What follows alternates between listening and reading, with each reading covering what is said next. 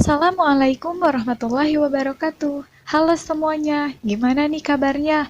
Semoga sehat selalu ya, tetap semangat walaupun di rumah aja. Pada kesempatan kali ini, kita akan membahas gen letal. Dengan tujuan pembelajaran, siswa kelas 12 diharapkan mampu menganalisis peristiwa gen letal dan kaitannya dengan dampak yang terjadi pada makhluk hidup secara tepat dan benar setelah menyaksikan video pembelajaran ini. Selanjutnya, apa itu gen letal? Gen letal adalah gen yang dalam keadaan homozigot dominan atau resesif dapat menyebabkan kematian. Ada dua macam gen letal. Yang pertama letal dominan dan yang kedua letal resesif. Yang pertama, gen letal dominan. Gen letal dominan adalah jika gen dalam keadaan homozigot dominan akan menyebabkan kematian. Namun, jika gen letal dominan ini dalam keadaan heterozigot, tidak akan menimbulkan kematian, tetapi akan menimbulkan efek subletal atau kelainan fenotip pada suatu individu. Peristiwa gen letal dominan ini dapat terjadi pada manusia, seperti talasemia.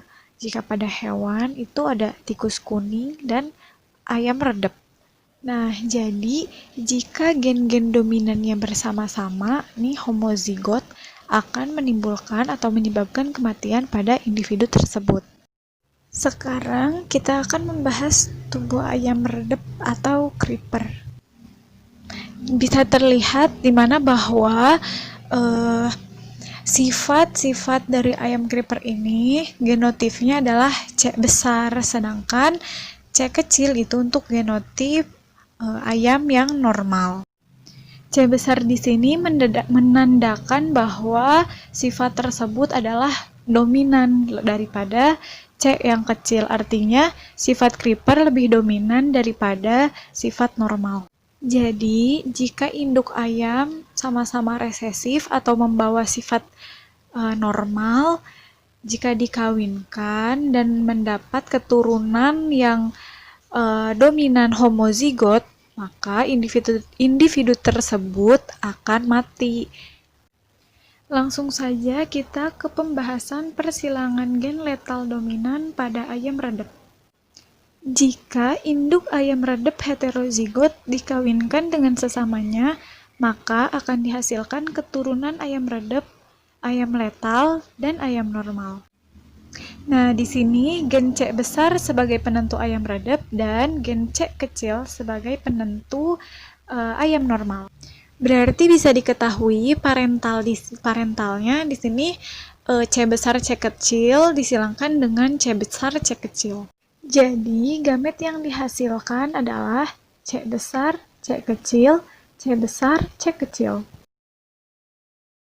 Sehingga akan dihasilkan keturunan pertamanya ayam letal, ayam resesif, dan ayam normal dengan perbandingan 1:2:1. Jadi, jika diubah ke dalam persentase, keturunan pertamanya menghasilkan 25% ayam letal, 50% ayam resesif, dan 25% ayam normal. Yang kedua adalah gen letal resesif. Gen letal resesif adalah di mana jika gen dalam keadaan homozigot resesif akan menyebabkan kematian. Sedangkan dalam keadaan heterozigot, suatu individu dapat bersifat carrier atau memiliki sifat pembawa yang akan diwariskan ke keturunannya. Contoh peristiwa gen letal resesif dapat kita temui pada tanaman seperti albino pada tumbuhan jagung dan pada manusia seperti siklesemia dan hemofilia. Selanjutnya kita akan membahas peristiwa gen letal resesif pada tanaman jagung albino.